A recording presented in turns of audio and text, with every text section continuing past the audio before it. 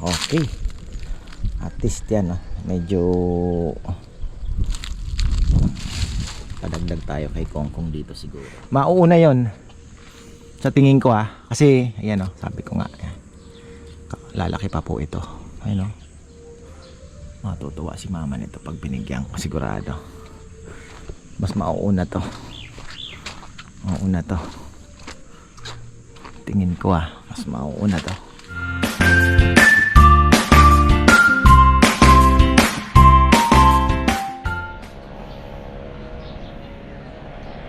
Ay, magandang buhay, hapon na.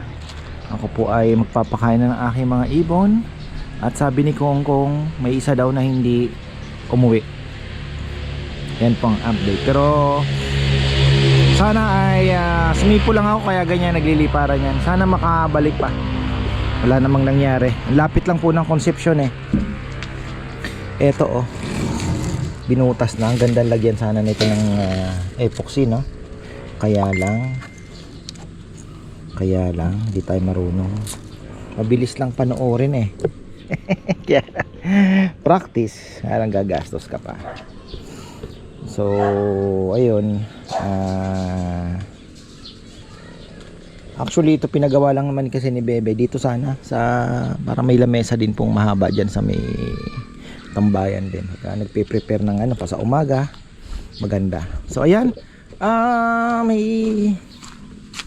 kumusta ang ating mga tilapia. Wala na akong feeds nayaan ko na lang, wild na muna sila. At crisis na ngayon, mahal na rin ang feed, so malaki na rin naman sila.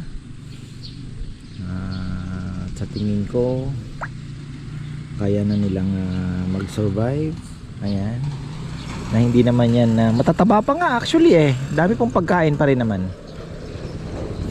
So ang na lang natin dito ay yun nga, yung tubig magbumabaw. Ay, kakapatubig lang ko lang po kahapon. Yun i-maintain natin yung lalim. Malay mo makapagpakabit pa tayo ng solar pump, diba? So ayan, chicken natin si Marco. May nahulog na naman dami na pong nahuhulog na maboli. Ang oras ay 4. Di kami natuloy. Baka bukas na lang. Balak ko sana Dagupan, tapos ikot kami ng Dasol, bibili ng asin doon.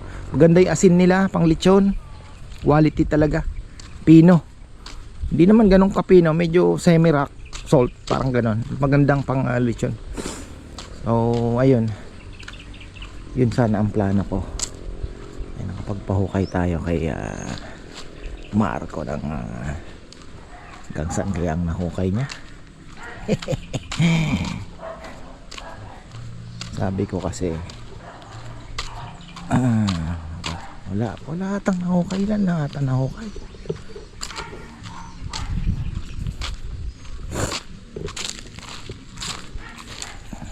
Okay, at least yan medyo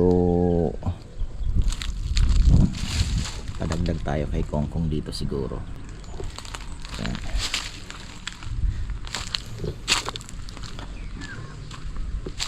Nung naglagay tayo ng Arabaw manure, may mga nag-message, "Ka-farmer, baka mamatay."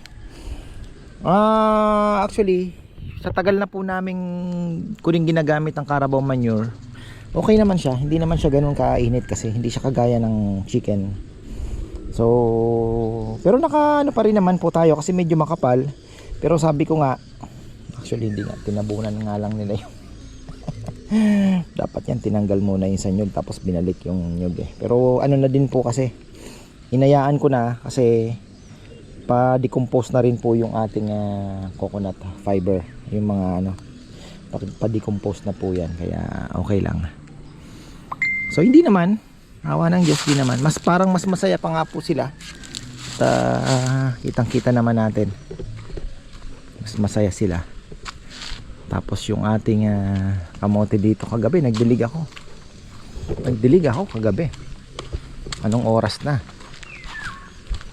Parang hindi ko ata napatay ng kagabi ng husto. Parang maganda Uy, oo nga. Ang lambot Swerte mo boy ah. Dapat pala dito ah. Ang ating langka gumanda na. Ka-recover na. Ako, nagsunog doon. Sana naman wag madali aking mga bayabas. Taiwan guava yan. Nag-recover na yung ating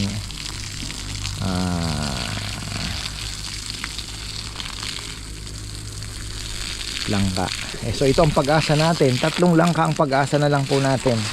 Ito, ayan, tsaka yung isa doon na free galing MHS. Yun pa, buti na lang yun ang nakasurvive. Yung bagay, isa lang pala namatay naman. Isa lang naman po ang namatay. Ayan, mukhang okay naman na. Kailangan lang talaga siguro ng nutrients din, kaya medyo nahirapan siya. Pero yan, binungkal na po namin. Meron na tayo nito. Tingnan natin at sana tuloy-tuloy na. Ito medyo hindi ko maintindihan. Bakit hindi ka pa umarangkada boy? Boy. Ano, gusto mo ba tanggalin na natin yung tali mo? Double rootstock pa to. Ay, double rootstock pa.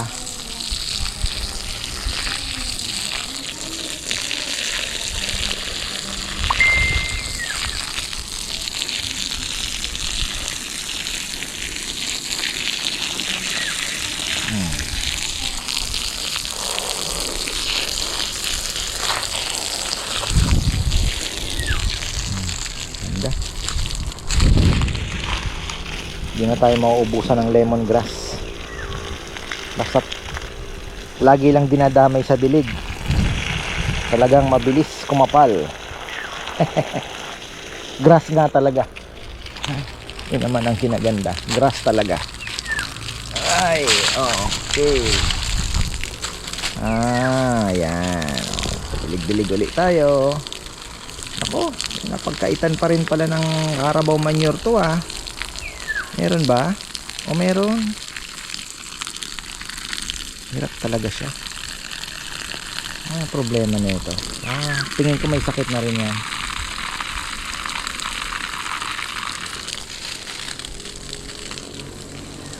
Lapit ng sinunog nila oh. Ay, sana hindi nadali yung bayabas. Pero hindi naman siguro at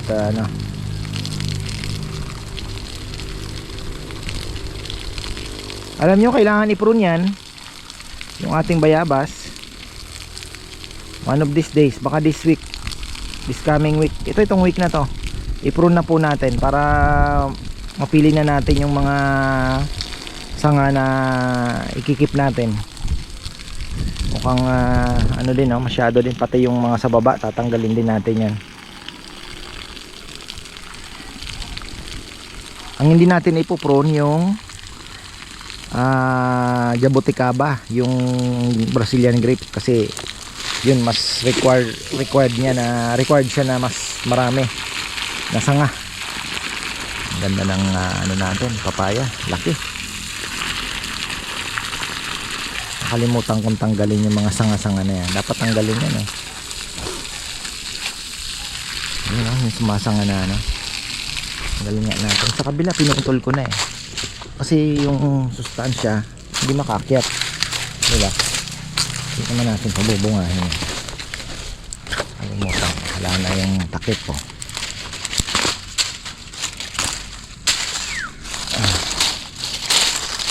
Ay, nagsusugatan pa kayo pala. Sorry babanggaan. Mahirap dapat pala yung chilyo ko na lang. Sorry. Eto, expected natin bubulaklak din. Gihintay lang ng konting stress yan. Pag na-stress, mas na-stress siya, ayun na, mas maglalabas na ng bulaklak. Kamote na ang diligin natin. Ito kahit maliit pa hindi naman niya ininda lakas ng loob natin Isipin nyo yan yung pag dinidilig ninyo, yung sustansya pumupunta sa lupa,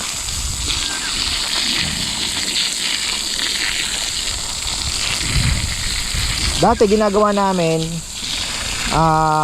pero wag kayong ano ha, pag maliliit pa po yung kunyari pecha, yung mga ganon, mga maliliit pa, wag kayong maglalagay niyan. Baka madisgrasya. Sa mga puno na lang na medyo malalaki na, wala nang problema. Oy. Oy. Tingnan mo to, lagi lang. Lagi lang binibilig. Swerte ng ating duhat. Nakatikim ng masarap na ano, buong gabi pala. Ano lang, mahina lang yun, hindi ko napatay ng mabilis. Yan na oh, may ano na po yung ating mga kamote. May mga sanga na, supang na tawag. Sumusupang na. Sa lagi lang dili, kahit once a day lang pwede na. Pero kung masipag ka, ito naman kasi dadalhin niya na ito ng buong gabi hanggang ano na hapon na basta't magandang dilig, dadalhin niya na yan ng buong araw na kinabukasan, diba? Actually basa pa nga basa pa yan, basa pa.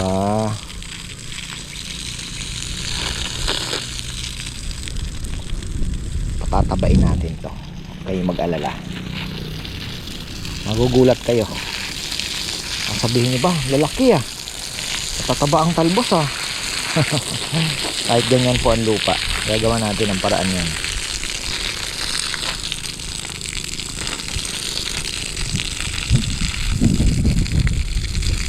Didiligan ko yan ng ano, binabad na Carabao manure. Hahaluan na rin natin yung durog na Carabao manure dyan sa mga ano niya. Ayan po ang gagawin natin. Tapos ito, hahaluan na natin ng Carabao manure din ito. Sabi ko nga, hanggat may makukuha, kumuha lang ng kumuha. Mababago po ang ano ng lupa pagka dinagdagan nyo ng ano, ang Carabao manure. Mawawala yung tigas, putik-putik.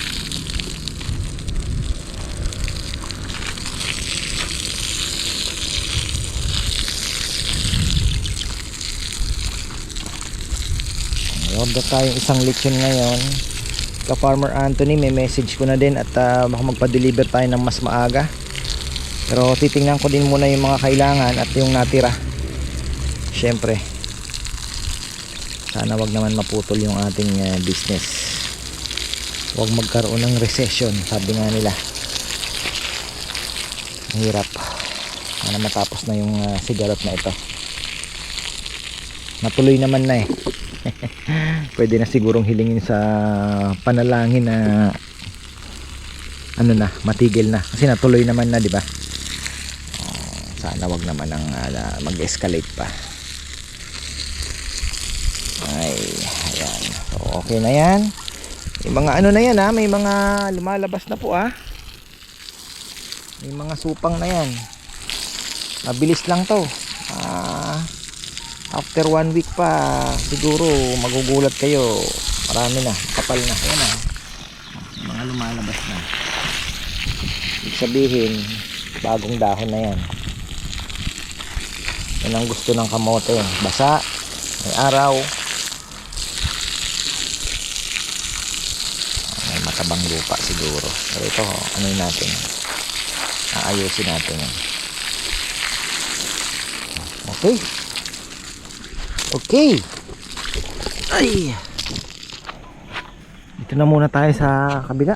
Ikot muna tayo at magkwentuhan dito. Grabe pa po ang, tingnan nyo naman, 4:30 pero mainit pa sa balat. Sakit. Iitim pa tayo ng gusto. Ang itim-itim ko na nga. Oh, tambak. Bukas pa daw. Bukas pa. Natilig na to ni Marco kanina. Chicken na lang natin. Ay, update tayo sa ating ayan, tilig na ni Marco lahat ito. Unbelievable. Banana. Marami po ang natutuwa pag pinakikita ko ang banana. Kahit po ako. Ito babawasan natin, oh. Pwede tayo magpakuha kahit dalawa pa dito. Lipat natin doon. Ito pwede. Tapos yun, ano natin yung taktak, kukuhanin natin, lipat natin. Maganda pa ibubungan yan. Ito, sana ano natin, mabuhay natin itong papayang ito. Grabe po ang init. Kasi tingnan nyo naman, magandang klase, bakla. Yan. Wow, lapit na to. Oh, lapit na. Kung nag-ano na nga, kuya, pwede na. Ay, wag muna. Gusto kong bago pitasin, may makikita akong hinog. Wag muna. Hihintayin kong may magdilaw sa puno. Wag na wag. Mauuna yon sa tingin ko, ha. Kasi, ayan, oh, sabi ko nga, lalaki pa po ito. Ayan, oh. Matutuwa si mama nito pag binigyan ko, sigurado. Mas mauuna to. Mauuna to. Tingin ko, mas mauuna to. Tingin nyo. Ayan, o. Ang mga nanonood, sa tingin ko, ito mauuna. Ano sa tingin nyo? Mas malaki yon, pero ito ay, I think, mas mauuna. Yun sabay halos.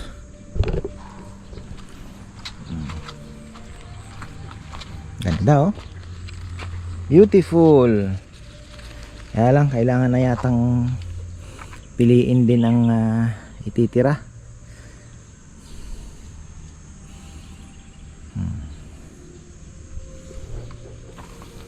Ang laki. Taba. Ang taba.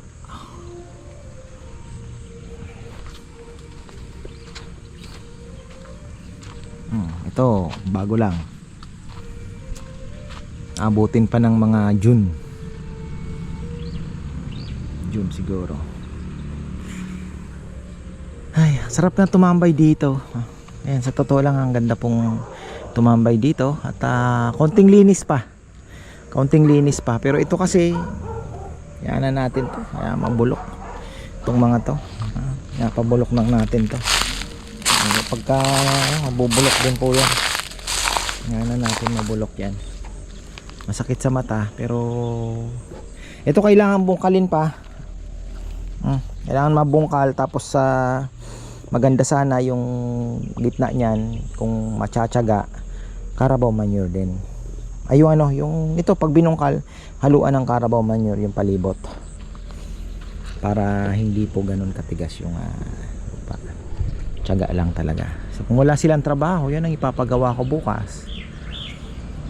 Alam nyo naman, kailangan natin mag-generate ng trabaho. Crisis ngayon, di ba? So kahit man lang makatulong tayo sa maliit na paraan, hanggat kaya, iawa ang Diyos, sabi nga nila. Kulang pa po nating itanim pala yung sintones, isa pang sintones dito siguro. Ayun, tabi na natin lemongrass, ano naman yan kahit tabihan yan, dahil yan naman ay hindi permanent. Dito isa. Tapos sa gitna niyan maglalagay ako ng isang papaya. Isa dito, isa doon. So papaya dito. Lalagay tayo. Malay nyo, mapataas natin yung tubig, hindi natin kailangan magtilig. Kasi kung malay nyo makapagpakabit tayo ng pump, o malapit na rin naman ang tag-ulan, so hindi na talaga natin kakailanganin. Maliit naman yan, so most likely hindi na natin kailangan ng konting tiis na lang po itong mga papaya natin, may survive natin. Makakatawid po yan next gaganda uli ang bunga niyan. Kasi talagang hindi kaya ng ano lang, iba po, talagang hindi kaya.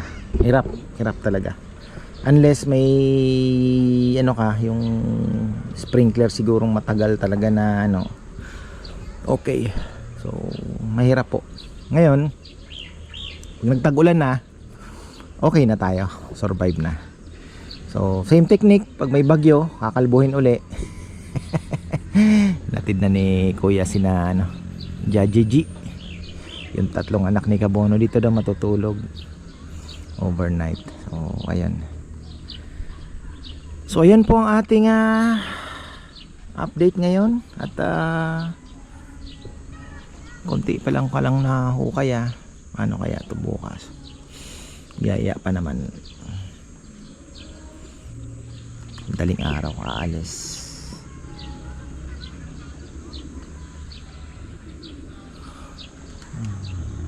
Ayan. Bahala na. Sabi ko nga yung parang swimming pool muna. Ano kaya? Sabagay si Bebe magagalit Tambakan namin ng Carabao manure muna at mga dahon. 'Di ba? Mabubulok doon. Carabao manure tapos dahon, Carabao manure. Tapos pag nabulok 'yun, decompose na, di kukunin uli isasako, then isasabog sa mga pwede din naman. Ay, mga to, kunyari ito, dalhin lahat doon, papatungan po ng isa sandwich Carabao manure. Ito kailangan na linisin. Wala na yan. Ito, yung mga malinis sana.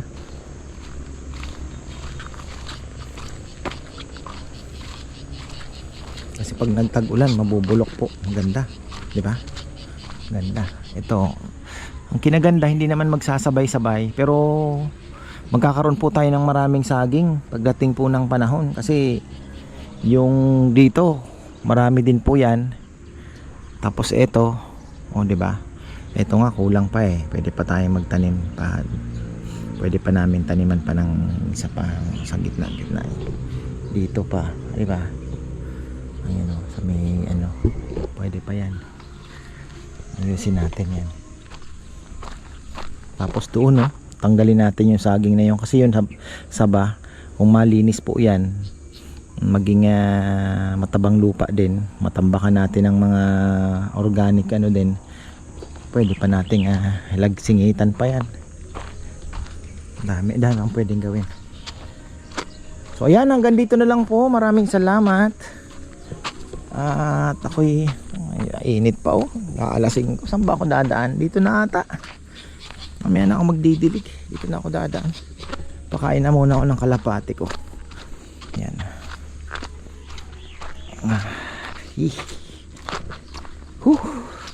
Uy, talas ng mata ko May kalaban Pag may ganyan po ang kulay, may kumakain sa ilalim. Kalaban Pero wala ngayong gaanong fruit and shoot. Pero meron binutas na meron. Pero wala gaano pa, kasi ito pa lang ang nakita ko Kikita nyo yan. Dapat malalaman nyo po kung marami ang talong. Ayan, bago tayo magtapos, maraming kalaban po ang talong ninyo.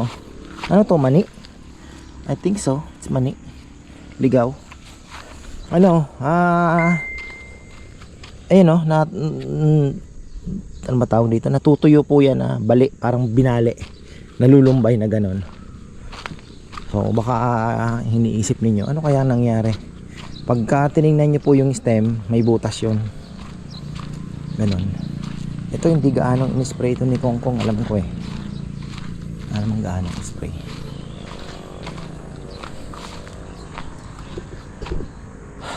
Ito, rambutan. Hindi ko alam kung anong future nito. Basta tayo nagtanim dyan, bahala siya. Tatlo yan, ayan ganda yung natin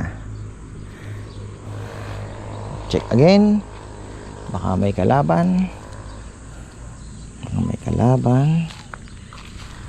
Maiwanan mo lang ng overnight yan, ubos yan. Caterpillar ang bilis kumain ng dahon. Okay na, so ayan, marami pong salamat at magandang buhay.